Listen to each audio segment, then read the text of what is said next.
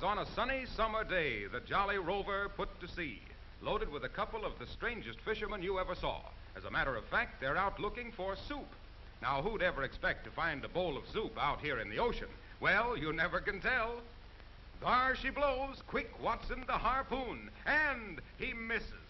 Only one thing to do now, peel off the shirt and go after him with a rope. Avast, me hearties, full speed astern. What a way to go fishing. Man, oh man, for just a bowl of soup, this fellow is kicking up a lot of commotion. Ride him, cowboy. Don't let him throw you. And here comes the soup. He's even bringing along his own bowl. Old Hardshell himself, at least 200 years old. Much too old and dignified to appreciate all the excitement. But he's not nearly as harmless as he looks. The fishermen keep well out of the way of those heavy jaws, ready to snap at anything that gets close enough for him to reach. 285 pounds, well into the heavyweight class as a wrestler. So it's home again with a cargo of turtle meat and enough tortoise shell for a boatload of spectacles. But it takes a derrick to get this double-decked sea beast ashore. Steady there, or it's down to the sea again for Old Man Turtle. Turning turtle is a trick in itself, especially when the turtle is equipped with a pair of 10-inch jaws. And that makes this automobile the only one in existence with a double turret top. If I'd listened to Mama, I wouldn't be in this mess. And away he goes. He'll be seeing you in a nice warm bowl of turtle soup.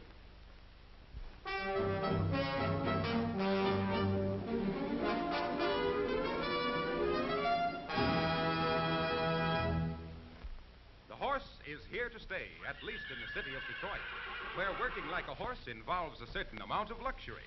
Breakfast in a quiet nook, a personal servant to complete the morning's dress, and then off to a busy day's work in the midst of city traffic.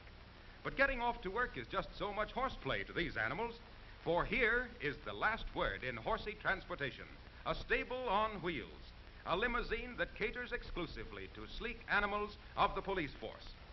To the office, Patrick, and please spare the horses.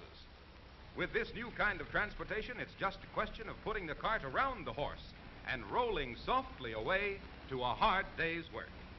Of course, you can always depend on a police officer to signal correctly for a right-hand turn. So begins another day for Dobbin, who's in the best of health and chipper as a colt. The modern horse cart unloads with master at the reins, ready once more to pick up the job of untangling traffic. And in the middle of crowded city streets, the trained police animal calmly looks over the hurrying lines of traffic.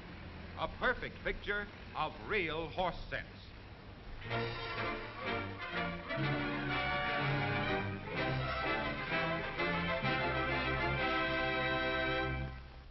The line forms on the... What kind of a show is this? Now, here's the way to get out of a sand trap, depending, of course, on which way you're going. Or you can play 'em alley-oop. The pitcher hollers alley when he shoots, and the catchers on top holler oop whenever they miss. But they don't miss often with such fancy pitching. The beginner keeps both eyes on the ball. The golf instructor does the same, if possible. And, well, it's not a bad business to be in at times. He learned this one knocking winding weights off cuckoo clocks. But don't let him fool you. There's a trick to it, even with practice. This one is not recommended for beginners. If you must try it, be sure the car has a stabilized front end. You'll need it. Without, you're apt to wind up playing ostrich in the sand. Here's another simple little trick, providing you can get somebody to hold the ball. Always use a wooden leg for practice. Try it for size, and while you're at it, you might as well try this one.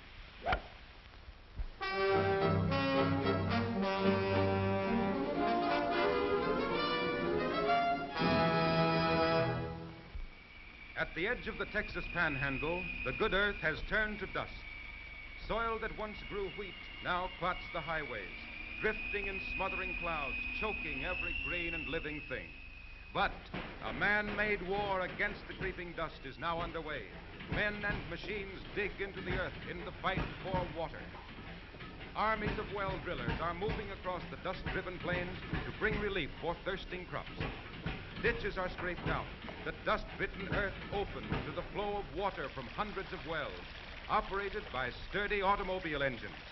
pumping 1,200 gallons of water every minute, day and night, with never a stop, day in and day out, week after week.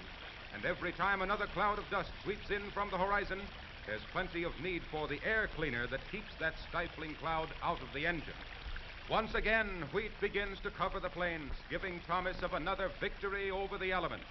Acres of musty, lifeless soil are transformed, rich black earth made possible by water, enough to supply the needs of dried-up farms of the Dust Bowl.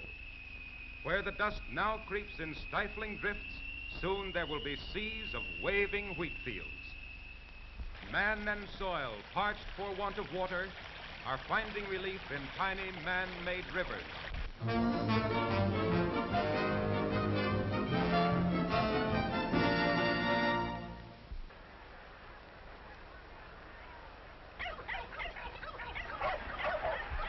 Good evening, everybody. We're bringing you this pussy weight championship fight direct from the ringside.